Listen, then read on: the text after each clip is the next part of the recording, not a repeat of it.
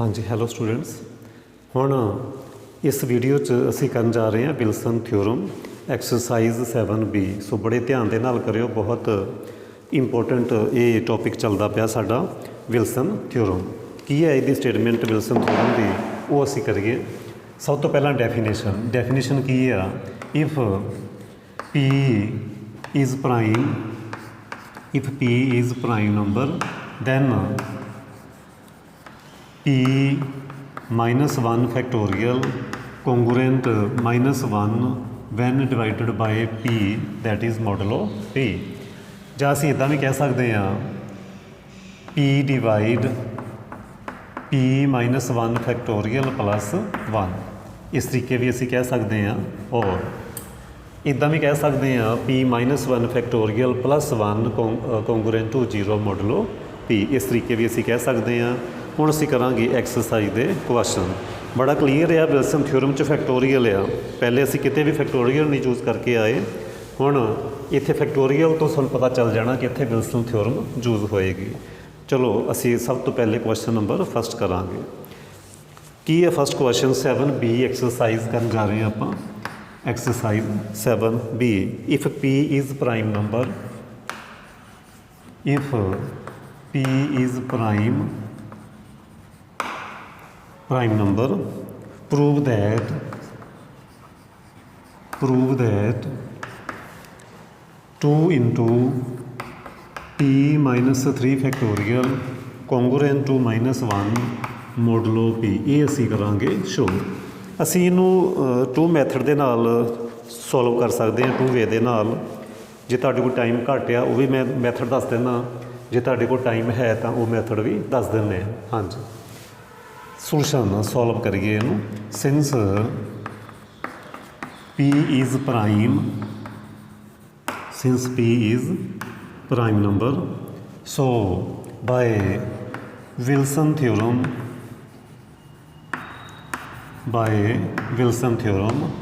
p -1 factorial congruent to 1 modulo p।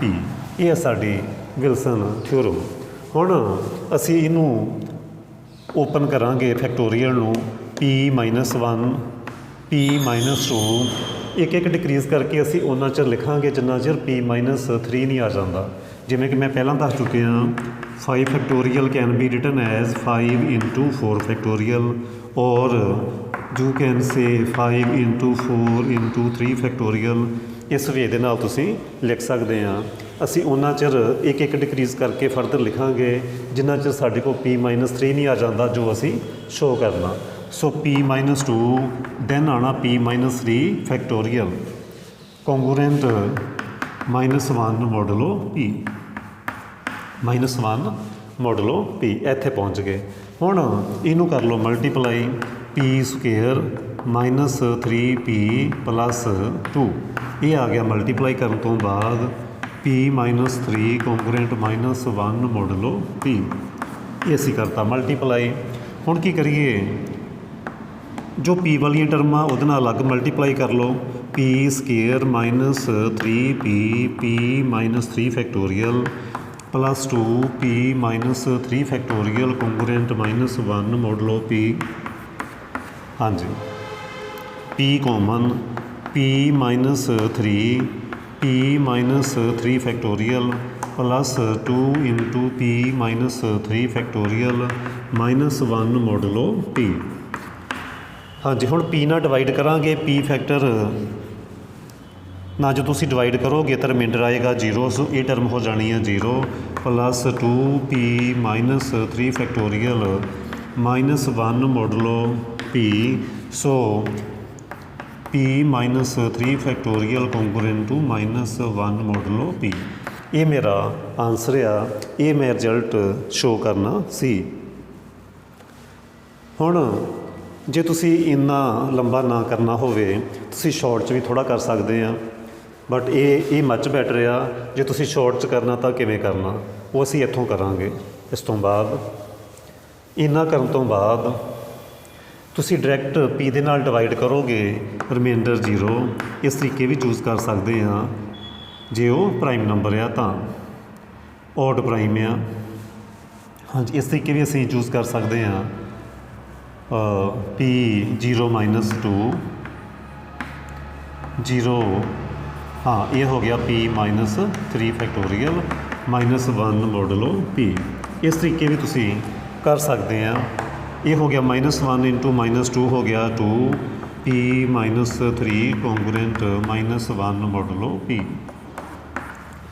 इसे ये result इस तरीके भी असी कर सकते हैं। जिस समय थोड़ी जल्दी हो, टाइम थोड़ा रहिंदा पेपर 'च एग्जाम 'च, तो ये मैथड भी असी फॉलो कर सकते हैं।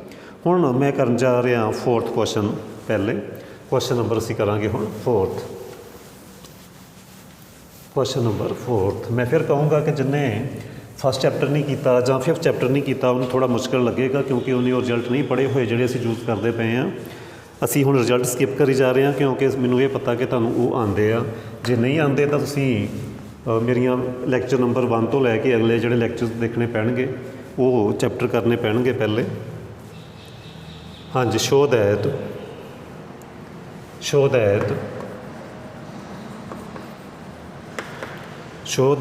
n raised to power p plus n p -1 factorial congruent to 0 modulo p।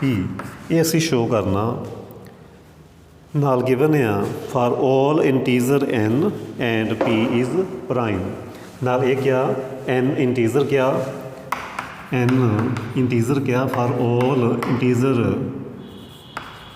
n and p is prime. ये मैंशन है स्टेटमेंट के अंदर। हुण n raise to power p तो क्लीयर है कि इत्थे फरमट थ्योरम यूज़ होनी है। हाँ जी, by Fermat theorem solution since p is prime number by Fermat theorem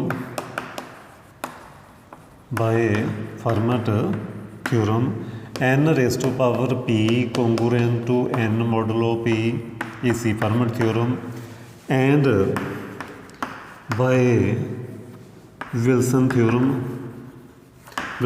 use करोगे p -1 factorial congruent to -1 modulo p। ये हो गया। इनू जो असी n दे नाल मल्टीप्लाई कर दो इंटीजर दे नाल तो हो जाएगा -n मॉडुलो p। जे असी एडिशन वाली प्रॉपर्टी लगा दिए 1 + 2 कर दिए तो की मिलना n raise to power p plus n p -1 factorial congruent to n। ये congruent to -n when divided by prime number p which is n -n is 0। So 0 modulo p। यही मैं रिजल्ट शो करना सी। हुण असी करांगे next question.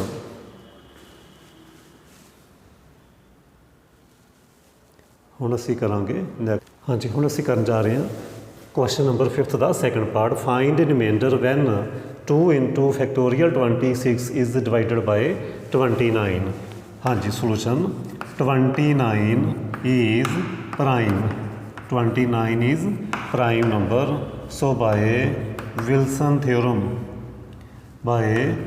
विल्सन's theorem 29 -1 factorial congruent -1 modulo 29 that is 28 factorial congruent -1 modulo 29। But जो मैं show करना वो चाहता 26। फिर असी एक डिक्रीज़ करके लिखांगे 28 × 27 दैन 26। उन्ना चिर एक डिक्रीज़ करी जाना जिन्ना चिर वो 26 फैक्टोरियल नहीं आता। 28 27 दैन 26 फैक्टोरियल कॉन्गरुएंट -1 मॉडुलो 29। फिर मैं तुहानूं दस चुकिया असी 28 नूं 29 दे नाल डिवाइड करना तो कोशिश करनी है कि साडा जिहड़ा रिमाइंडर आना चाहे आए पॉजिटिव चाहे आए नैगेटिव वो लीस्ट आवे। हुण की करूँगा जां तां 28 ही आ रहा रिमाइंडर तो मैं की करूँगा मैं इस तरीके डिवाइड करूँगा -1 29 हाँ जी एक तो गया 29 साइन चेंज किए -1 रिमाइंडर आया इत्थे की आ जाएगा -1 ये 27 के नाल करोगे तो -2 आएगा इंटू 26 फैक्टोरीयल ਜਾਂ मैं एक तुहानूं सिंपल वे दसिया सी चैप्टर नंबर 5 विच जे डिवाइड करन दे चक्करां 'च नहीं पैना तो की करना जिहदे नाल असीं डिवाइड करते पे टर्म दे नाल वो तुसीं जदों मर्जी किते भी ऐड भी कर सकते हैं सबट्रैक्ट भी कर सकते हैं 28 29 ऐड करके लिख दो कोई प्रॉब्लम नहीं तो भी रिमाइंडर -1 नहीं आना तुसीं चाहे 29 नूं इत्थे ऐड कर दो इत्थे 28 लिख दो कोई प्रॉब्लम नहीं तुसीं इत्थे 29 ऐड भी कर सकते हैं 29 सबट्रैक्ट भी कर सकते हैं इदां ही किसी भी टर्म 'च तुसीं कर सकते हैं तो मैं की कीता तुसीं की करो डिवाइड करन दी बजाए की करो इस तरीके लिख लो 28 माइनस 29 इदां ही 27 माइनस 29 जिस टर्म नाल डिवाइड करते पे हैं उन्होंने असीं अपने अकॉर्डिंग ऐड भी कर सकते हैं सबट्रैक्ट भी कर सकते हैं ऐड सबट्रैक्ट इस वे ना करना कि साडा लीस्ट टर्म बने सो इत्थे सबट्रैक्ट कीते लीस्ट बनता विच इज़ -1 इत्थे आंदा -2 इंटू 26 फैक्टोरीयल कॉन्ग्रुएंट -1 मॉडलो 29 सो ये मल्टीप्लाई करके आ गया 2 इंटू 26 कॉन्ग्रुएंट -1 मॉडुलो 29 सो रिमाइंडर मेरे को आ गया -1 कह लो ਜਾਂ 29 ऐड करके 28 भी रिमाइंडर कह सकते हैं सो रिमाइंडर मैनू कितना मिल गया सो रिमाइंडर आया मेरे को -1 रिमाइंडर आया -1 तुसीं -1 भी कह सकते हैं या 29 ऐड करके वो आ जाएगा 28 रिमाइंडर असी 28 भी कह सकते हैं हुण असी करांगे नैक्सट क्वेश्चन नंबर 6 तो बिल्कुल सेम है वो असी पहले कर चुके हैं मैं हुण नहीं करवाउण जा रहा question 6 same as question number 4 हाँ जी नैक्सट क्वेश्चन है जी in 9th question which is important question show that for odd prime p की है odd prime है GCD p factorial p -1 factorial -1 is equal to 1 ये असी शो करनी है मैं सपोज कर लेना let GCD of factorial p -1 is d divisibility की असी लगा देंगे डेफिनेशन तुसी फर्स्ट चैप्टर पढ़ रहे हैं आइदर डी डिवाइड्स आइदर नहीं D divides P factorial and D divides p -1 d divides p d is also divided because d is common divisor so d divides p factorial and d divides p -1 which implies d divides p factorial can be written as p into p -1 factorial and d divide p into p -1 factorial -1 असी result पढ़िया if 2 divides 16 implies 2 is also divides some multiple ਜਾਂ ਇੱਦਾਂ ਕਹਿ ਲਓ if a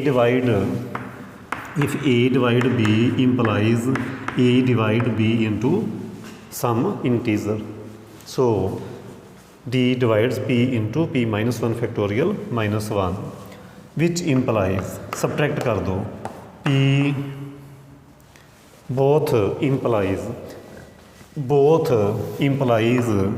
मैं इस वे दे नाल लिखदा हुन्ना मेरा अपना ही स्टाइल आ बोथ इनू मैं की कहूँगा both implies what it implies p into p -1 factorial minus multiply कर दो p into p -1 factorial minus p ये फैक्टर कैंसिल हो गया implies further implies d divide ये फैक्टर कैंसिल हो चुके माइनस माइनस प्लस हो गया d divides p but p is prime number and divisor of p and divisor of prime is either 1 or P. So either D is 1 or D is P, because divisor of P prime number is either 1 or P. So value of D is either 1 or P. Let if possible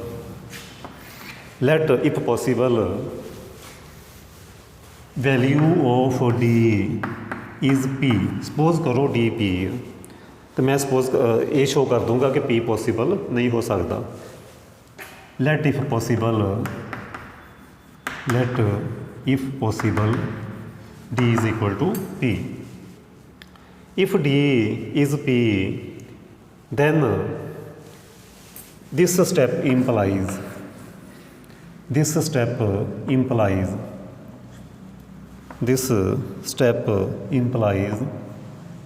step number first, D divisor of this. If D is equal to P, then 1 implies P is divisor of P minus 1 factorial minus 1. ਅਸੀਂ D ਦੀ ਥਾਂ 'ਤੇ substitute ਕਰ ਦਿੱਤਾ P, because D is equal to P suppose ਕਰ ਚੁੱਕੇ ਹਾਂ. Then by Fermat theorem use ਕਰੀਏ. ਇਹਦਾ ਮੈਂ ਇਕੁਏਸ਼ਨ ਨੰਬਰ 2 ਪਾ ਲੈਣਾ. By Fermat theorem, by Wilson theorem, P minus 1 factorial congruent minus 1 modulo P, it implies P divide P minus 1 factorial plus 1. ਇਹਦਾ number ਮੈਂ ਪਾਊਂਗਾ 3. ਇਹਨਾਂ ਦੋਵਾਂ ਸਟੈਪ ਤੋਂ ਕੀ ਮਿਲਦਾ? P divide this and P divide this. ਇਹਨਾਂ ਨੂੰ ਅਸੀਂ ਸਬਟਰੈਕਟ ਕਰ ਦਾਂਗੇ. 2 ਮੇਰੇ ਕੋਲ ਤਾਂ ਸਪੇਸ ਨਹੀਂ ਹੈਗੀ. 2 and 3 implies P is divisor of, subtract ਕਰੀਏ P plus minus 1 plus 1, ਇਹ ਫੈਕਟਰ ਲਿਖ ਲਿਆ ਕੁਐਸਚਨ ਨੰਬਰ 3 ਵਾਲਾ, minus P minus 1 factorial minus 1. ਇਹ ਫੈਕਟਰ ਕੈਂਸਲ ਹੋ ਗਿਆ. Further P divisor of 2. P is divisor of 2, but P is odd prime. Mention ਹੈ statement ਦੇ ਵਿੱਚ, but P is odd prime. It implies value of P is either 1 or 2, but value of P is 2 not possible because P is given to be odd prime. But P is equal to 2 not possible because P is odd prime. Hence ਇੱਥੇ light if possible ਨਾ ਲਿਖੋ. ਕਹਿੰਦਾ meaning ਇਹ ਆ D ਜਾਂ ਤਾਂ 1 ਹੋ ਸਕਦਾ ਸੀ ਜਾਂ P ਹੋ ਸਕਦਾ ਸੀ. ਜੇ ਮੈਂ D P ਵੀ ਲੈਣਾ ਫਿਰ ਵੀ ਮੇਰੇ ਕੋਲ P ਦੀ ਵੈਲਿਊ 1 ਹੀ ਪੋਸੀਬਲ ਆ. Hence P is equal to 1. P ਦੀ ਵੈਲਿਊ 1, D ਦੀ ਵੈਲਿਊ 1 ਔਰ P, ਮੈਂ ਜੇ D P ਵੀ ਲੈਣਾ ਤਾਂ P ਦੀ ਵੈਲਿਊ ਮੇਰੇ ਕੋਲ 1 ਆ ਗਈ. ਹੈਂਸ ਇੱਥੇ ਮੈਂ ਲਿਖੂੰਗਾ so value of P is 1, so hence D is 1. So D is 1. So ਮੈਂ 1 ਸ਼ੋ ਕਰ ਦਿੱਤਾ. So GCD of these number is equal to 1. ਇਹਦੇ ਨਾਲ ਹੀ ਅੱਜ ਦਾ ਲੈਕਚਰ ਮੇਰਾ ਇੱਥੇ ਫਿਨਿਸ਼ ਹੁੰਦਾ. ਬਾਕੀ ਜੋ ਕੁਐਸਚਨਸ ਰਹਿ ਗਏ ਅਸੀਂ ਆਪਣੇ ਨੈਕਸਟ ਲੈਕਚਰ 'ਚ ਕਰਾਂਗੇ. Okay, thank you.